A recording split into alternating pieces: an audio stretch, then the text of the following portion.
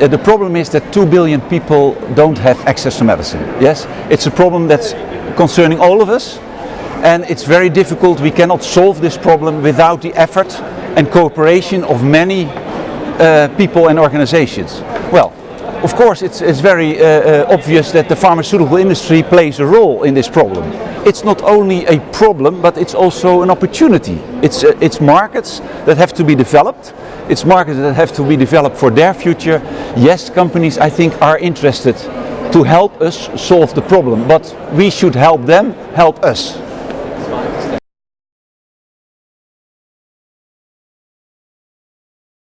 If the World Health Organization has a different view than, for example, Médecins Sans Frontières or our governments or perhaps investors, then industry cannot listen to all of us. We should be united in what we want from them, or at least organize a consensus on pricing, on patents, on research and development. What do we want them to be in the research?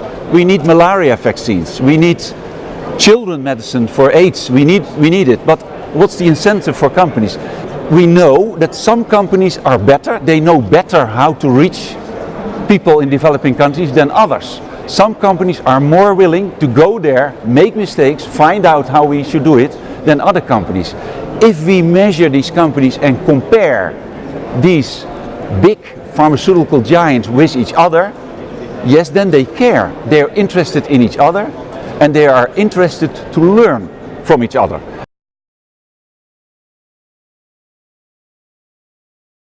Let me give you an example. Pricing, I mean, of course we want the lowest prices, but it's not always possible to reach that without an interesting policy. For example, GSK, GlaxoSmithKline, is topping the index, and one of the reasons is that they decided to judge, to measure their own employees, their own directors in these countries on how many patients they reach instead of how much profit they make.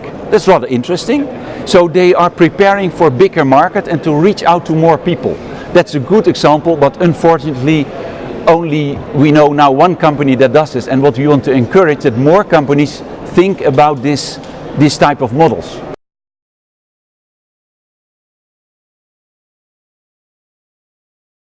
We can measure companies whether they are interested to do research to diseases like Ebola or the coming diseases. Also, for example, do we have an incentive for companies that do something against the resistance on antibiotics?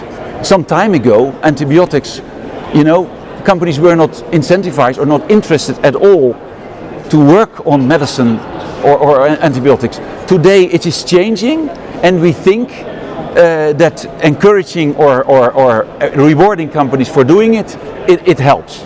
But we need the cooperation of all actors.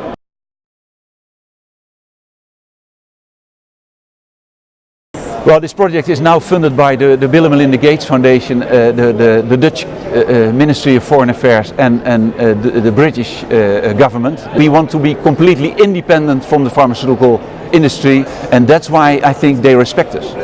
Because realize companies can buy everything in this world. They can buy our patient groups, they can buy governments. They can't buy the Access to Medicine Index. Impossible.